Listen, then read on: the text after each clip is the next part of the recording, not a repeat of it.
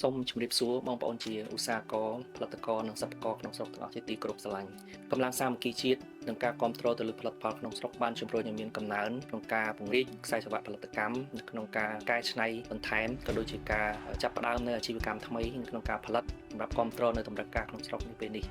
ក្រសួងមានមោទនភាពហើយនេះគឺជាឱកាសមាសដែលក្រសួងសូមលើកទឹកចិត្តឲ្យផលិតករឧស្សាហករនិងសិប្បករទាំងអស់ចាប់យកឲ្យបានជាប់នៅក្នុងគណៈពេលនេះយើងឡើងហៅថានៅពេលដែលយើងពង្រីកខ្សែសង្វាក់ផលិតកម្មពីតូចទៅធំការងារទាំងអស់នេះទាមទារនៅ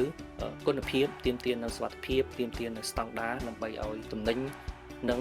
ផលិតផលសម្ភារៈប្រើប្រាស់របស់យើងទាំងអស់អាចឈរជើងនៅក្នុងទីផ្សារបានត្រង់ចំណុចនេះក្រសួងមានការចាប់អារម្មណ៍ថានៅពេលដែលយើងធ្វើតិចនៅក្នុងខ្នាតគ្រួសារខ្នាតលក់ដូរធម្មតាអាចថាมันមានបញ្ហាទេប៉ុន្តែនៅពេលដែលយើងចាប់ផ្ដើមពង្រីកខ្សែសង្វាក់ផលិតកម្មយើងក្នុងចំនួនធំ scale up ពង្រីកធំអញ្ចឹង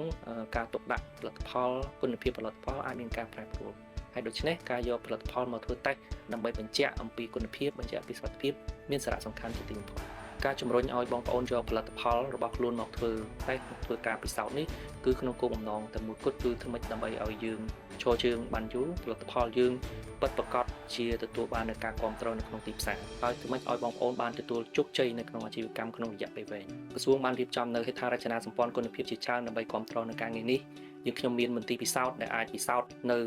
ម្ហូបអាហារនៅភេសជ្ជៈvà គ្រឿងប្រើប្រាស់មួយចំនួនបន្ថែមទៀតយើងខ្ញុំមានវិទ្យាស្ថានវិទ្យាសាស្ត្របច្ចេកវិទ្យានិងនវានុវត្តន៍ដែលក្នុងនោះយើងមានមជ្ឈមណ្ឌលបច្ចេកវិទ្យាម្ហូបអាហារដែលជួយបងប្អូននៅក្នុងការអភិវឌ្ឍកែច្នៃម្ហូបអាហារហើយអាចធ្វើពិសោធន៍ផ្សេងៗបានច្រើនយើងខ្ញុំមានវិទ្យាស្ថានស្តង់ដារជាតិដែលអាចជួយបងប្អូននៅក្នុងការចុះបញ្ជីផលិតផលដើម្បីធានាបាននៅស្តង់ដារសុវត្ថិភាពនិងការជឿជាក់ពីអតិថិជនយើងខ្ញុំក៏មានមជ្ឈមណ្ឌលមេត្រាសាស្ត្រជាតិដែលជួយបងប្អូននៅក្នុងការធ្វើវិទ្យាសកម្ម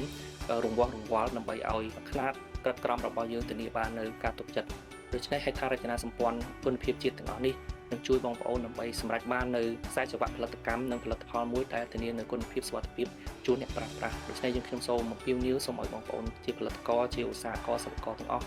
ចូលរួមរក្សាឲ្យបាននៅការទុកចិត្តនៅពេលនេះហើយធានាបាននៅការគ្រប់គ្រងពីអតិថិជននិងអ្នកប្រើប្រាស់ទាំងអស់គ្នាសូមអរគុណ